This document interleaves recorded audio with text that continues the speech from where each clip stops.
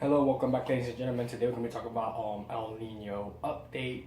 Of course, it was the last update from last week. Last week, the El Nino, the week before that, actually, El Nino was at 2.9 degrees Celsius. The Nino 3.4 region is actually weakened out to 2.8 degrees Celsius. That ties the current record with 97, 98 El Nino. Now, I did mention in one of my videos why they are actually not similar to each other. What are they similar? What are their differences? The difference is that the 97, 98 El Nino remained close to South America for a prolonged period of time. Basically, it was like connected to South America. This El Nino, however, is moving around kind of a lot. It's going back and forth between Central Pacific and then back into the Eastern Pacific. Now we're seeing the Kelvin waves reverse a bit, and it's actually starting to take that El Nino back out to sea. So the weakening is basically the El Nino is basically that weakening is basically a cause of the Kelvin waves reversing from east to west flow. Eventually, by mid-January, it is expected now because of its rapid weakening that El Nino will be taken eventually out to the Central Pacific, and it'll become a Modoki El Nino. To what degree, we do not know yet. But we do know that as we head into January, computer models are now pointing out that the Northeast can be possibly going back to a more winter-like pattern and to a more snowy-like pattern, which is good news for the ski areas. However, there's still some things that have to be sorted out. For example, like the MJO. The MJO remains strong. That can actually trump the idea of a blocking pattern setting up in the Northeast. Should that happen, we will continue that warm pattern we're still in. Quite frankly, I don't see it happening because they have this new RPM model, which is the future model, and it now shows 15 days.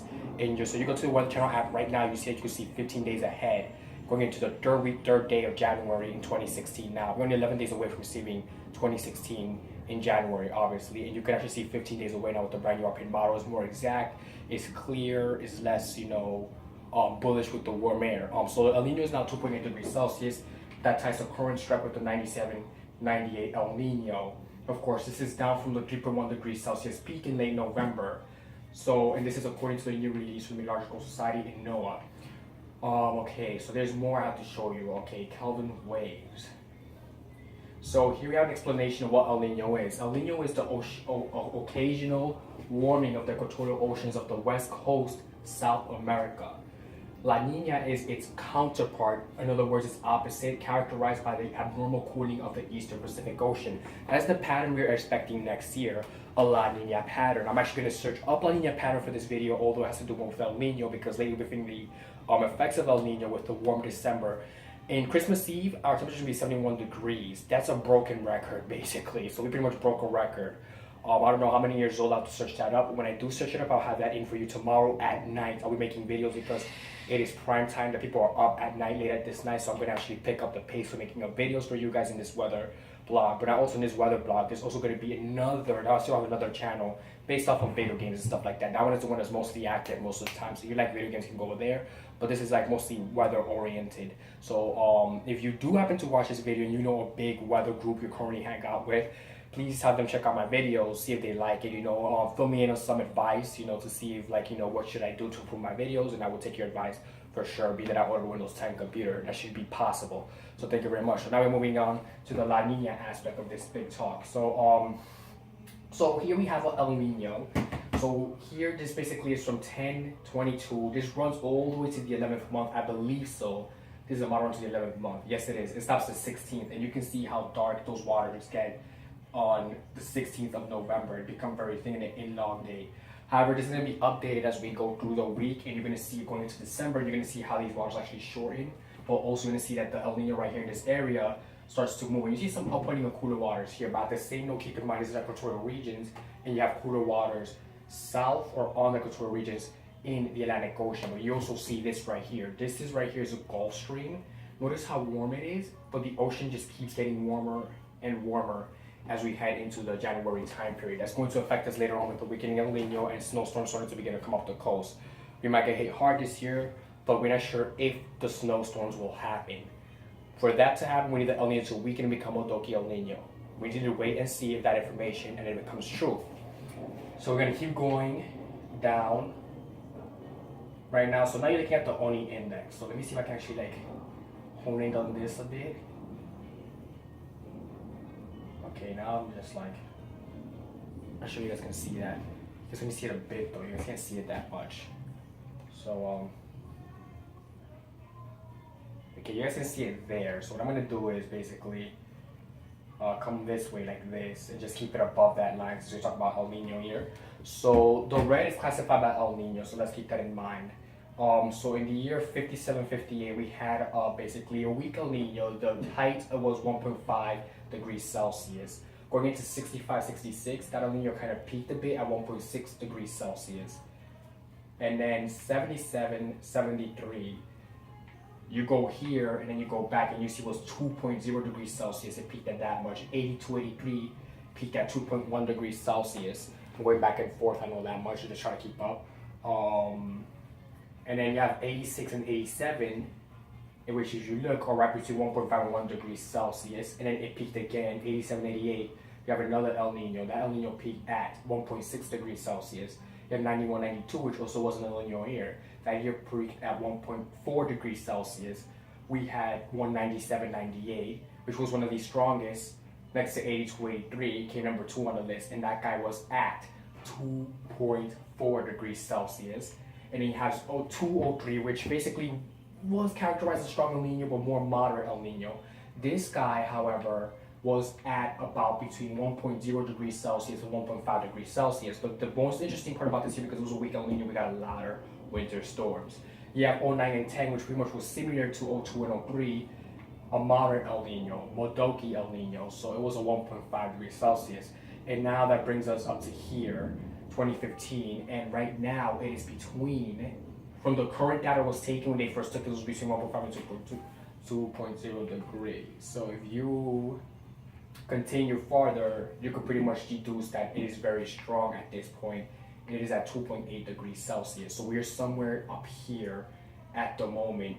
2015 will be somewhere up here. And if you compare that with the rest of these, they pretty much rank last when you compare it to 2015, which is pretty interesting. And as we go down, you're going to see a La Nina year. So 88, 89 was a La Nina, 75, 76, 73, 74 was a La Nina year, 70, 71, 55, 56. These were all La Nina years, and quite frankly, the strongest La Nina we had, believe it or not, was 88, 89, and 98, 99, and 10, 11. These are the last strong La Nina periods we had. We are expected to go into La Nina period next year. And okay, so let's see. So we're gonna zoom out a bit. Okay, now I'm just zooming in too much. So yeah, so this is Noah's outlook for the this is Noah's outlook. I want you to keep in mind of this. So this is basically, let's start again. December. This is like a, okay, so here we go. So this is 2015. December, January. You see December and January, like right there.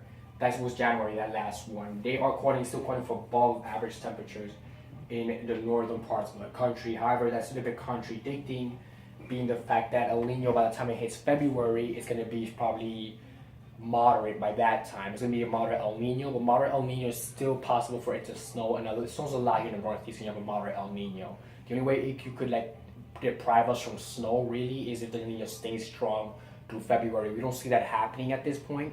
We believe that by mid-January, going into late January, it will become moderate El Nino, which is the reason why we are thinking, our current thinking is the NAO will strengthen as a negative North Atlantic Oscillation and Arctic Oscillation, and you get that cold air to stick back into the Northeast, and then it'll be able to combine and create massive snowstorms. Right now, that's the thinking. For now, if the MGO begins to weaken, as it's doing right now, we can see that happening. If it strengthens out of nowhere, then it's not going to happen.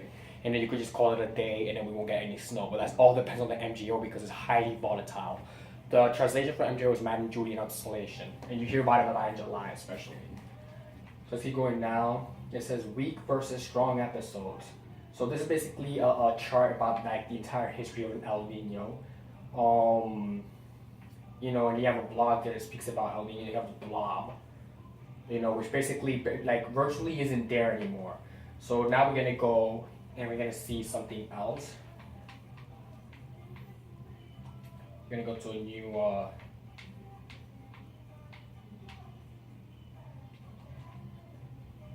okay, so let's go let's go into Google for a sec. Yeah, it has it there. I'm gonna go to Google for a sec and make sure what La Nina looks like in the oceans.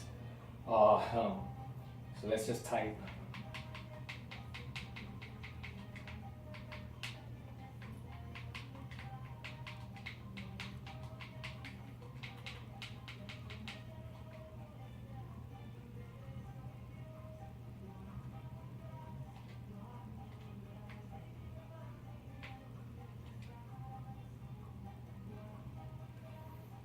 So let me show you the La Nina pattern first than anything. Hopefully this opens up because these have like the nasty, okay, not responding. Okay, it's loading right now, sorry about that.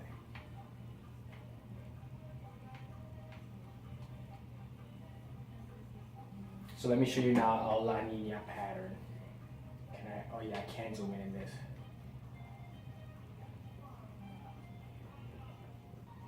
Recenter it a bit more, if it just lets me. Why would it do that? I didn't even go there. Okay.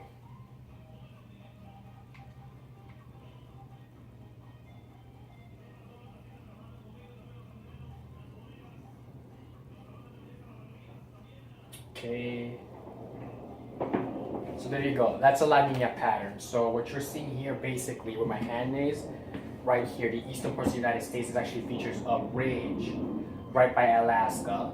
Of course, that means dry in the very dry actually in the western region of the United States, wet probably the Olympic Mountains of Vancouver and the Pacific Northwest.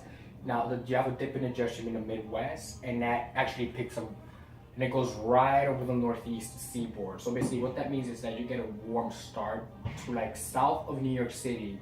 You have a warm start to winter basically, and your winter is still going to be warm. During a neutral pattern is different. You have a high blocking pattern here, you have a high blocking pattern over here off to the ocean by Greenland, and then you have a high over here centered in the western parts of the United States, and that causes adjustments to look more like, kind of like this really, you just go down like that during a neutral veer, so it's a little bit more different. So it's kind of similar but different. So La Nina favors cooler temperatures in the east, warmer temperatures in the west, basically. That's what La Nina is, if you were wondering. So whoever was told that La Nina brings moisture to the west is actually pretty naive about that, because it does not happen at all during La Nina. La Nina year, you're colder, you guys are warmer. It's the exact opposite. You gotta remember, it's the exact opposite of El Nino.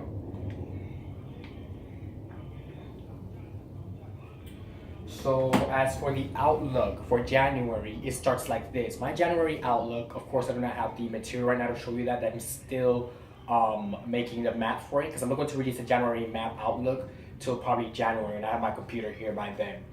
Because I'm gonna have it open after Christmas. So that's how we'll come up with a January outlook, draw up that map for you and show you my January outlook. So for the first half of January, I'm expecting warmer than average temperatures, probably like 4 to 5 degrees above average temperatures for the first week of January. As we get into the second week of January, I'm expecting the NaOA to become negative, and we start to see more cooler air temperatures, and that feel like winter phase starting to sink in, especially as we go to the beginning.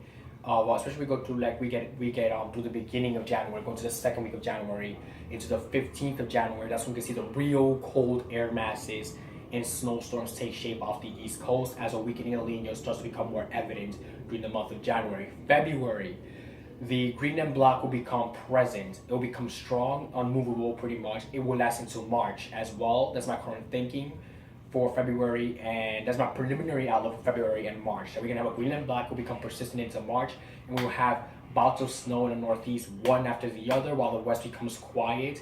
With the exception of the Pacific Southwest will become very active storm track one after the other with rainstorms, and the snow will actually calm down a bit in the Pacific Northwest and in the Rockies. In the Rockies when this pattern does develop, because the European model is now predicting a ridge set up in the Pacific Northwest, and what that does actually causes a dip in adjustment in the east, believe it or not.